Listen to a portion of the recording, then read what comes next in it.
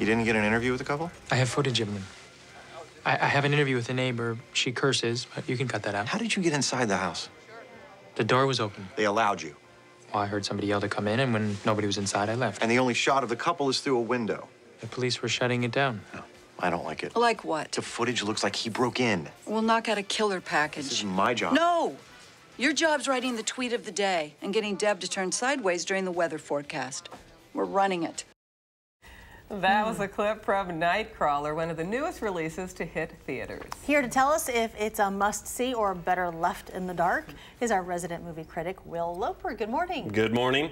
Well, if dark psychological thrillers are up your alley, have I got a movie for you. And even if they aren't, Nightcrawler is still a really terrific movie. So Jake Gyllenhaal, he stars as Lean Lewis Bloom, a guy who we see right away in the first scenes. He's not a stand-up guy at all. He's stealing and reselling scrap metal and manhole covers, and he just wants to make some steady money. He finds that opportunity one day watching an accident and sees some guys with cameras running in to film the carnage and later sell it to a TV station. Lewis, inspired, trades his stolen bike for a camcorder and police scanner, and the game is on. Now, he lacks technical skill, but he makes it up for it in his persistence and willingness to go around police tape and into crime scenes to get the perfect shot.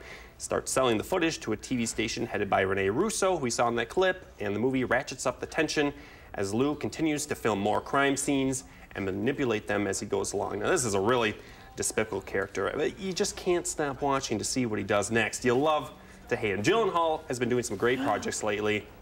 This is right up there as one of his best performances. The movie is darkly humorous, it's thought-provoking, and it's super tense at times.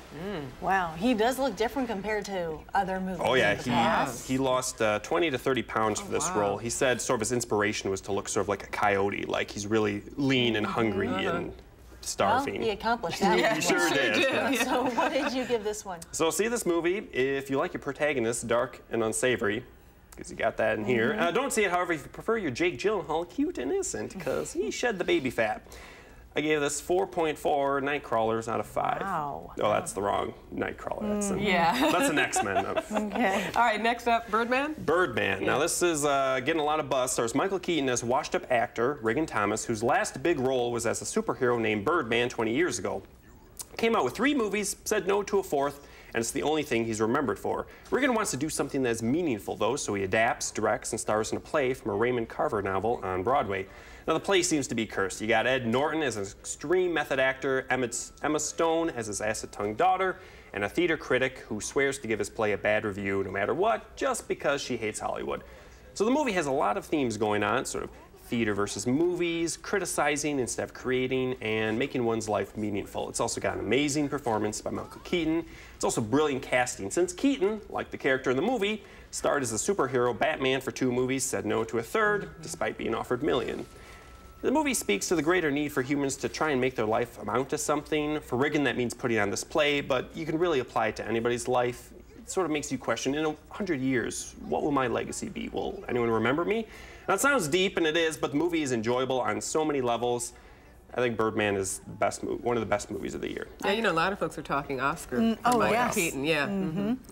And it would be well-deserved if he got it. Really? So. Okay, so you had to have given this one. Oh, I gave Pretty it good pretty marks. yeah, see it if you like your drama with a side of meta. Plenty of that here. Don't see it if you're expecting a straight superhero flick, because that's not what it is. 4.6 Michael Keaton Batmans out of 5. Okay. What about what's up for next weekend? Next week, we got a big one. Interstellar, Matthew McConaughey, and Big Hero 6. Animated movies, so. All righty. Okay. Thanks, Will. Yep, thank you. We're going to get a check on your...